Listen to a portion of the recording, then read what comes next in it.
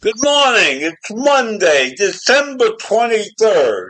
And this morning, I want to talk about the war in Ukraine. And I'm sure you recognize that the year is rapidly coming to an end. But the Russian war machine, which is running on fumes, the situation is so bad, the Kremlin had to go and get old tanks from a movie studio in order to continue its battle. The war in Ukraine is draining Russia's inventory of weapons faster than the replacements can be built.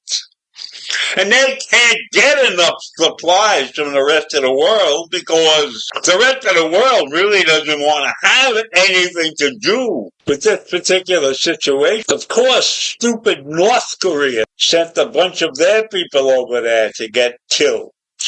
So when we look at it, we see that there's more evidence piling up that Russia's military-industrial complex is on the brink after nearly 3 years of fighting in Ukraine. And Putin mobilized the economy for Russia's invasion, resulting in massive amounts of funds for defense contractors, along with low unemployment as working-age people built weapons in factories or serve on the front line. But that only caused inflation, and that's hit 9% in that country, and that's terrible. And Putin was forced to admit that it's alarming, that his situation is not great. Russia's central government has hiked its benchmark rate to 21% to keep the prices in line of some sort. But businesses are feeling the strain of all of that monetary tightening. So Putin has put his whole country on the brink of disaster.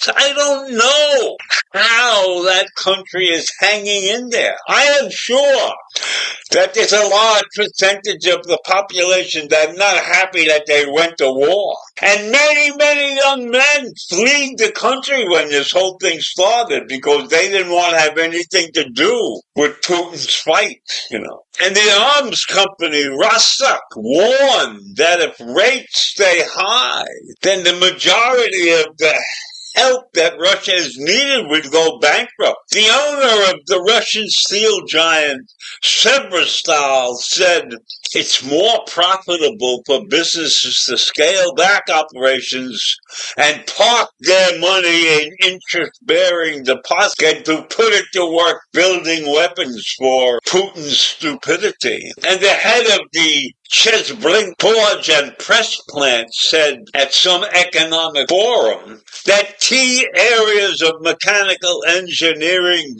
are on the verge of collapse. So Russia, with Putin at the head, has brought his country to the brink of an economic disaster. Russian defense industry leaders who are reporting that there are non-payments and higher financing costs. And a member of the Carnegie Russia Eurasian Center told the Washington Post that there's so many non-payments and there's such higher financing costs that they don't know how much longer they can go on supporting this war.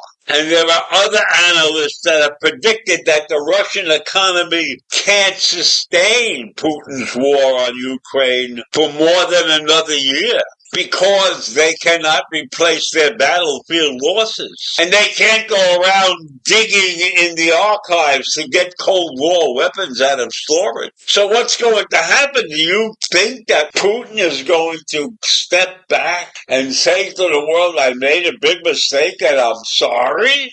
I doubt that. The Russian military continues to lose about 320 tank and artillery barrels in a month. So they're running out of supplies because the Russian factories can't keep up with the losses that Putin has on the battlefield. And the Kremlin is digging into stockpiles of old weapons. So Russia's going to run out of ammunition, out of barrels sometime in 2025. And that's according to analysis in the Foreign Policy magazines. So do you think that Putin is going to step back?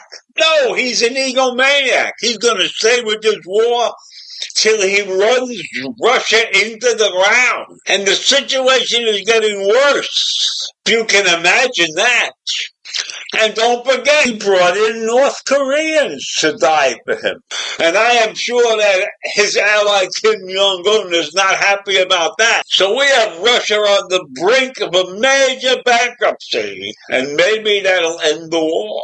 But how is Putin going to explain to the world his stupidity? I think maybe this might be an opportunity for Putin to end the war. And you know who's going to take advantage of that situation? Our upcoming, incoming president. New President Trump will take all kinds of credit for this situation. And don't be surprised if he claims that he engineered the end of this failing war. So I leave you with those crazy thoughts this morning. Have a great day. I'll see you tomorrow. Bye.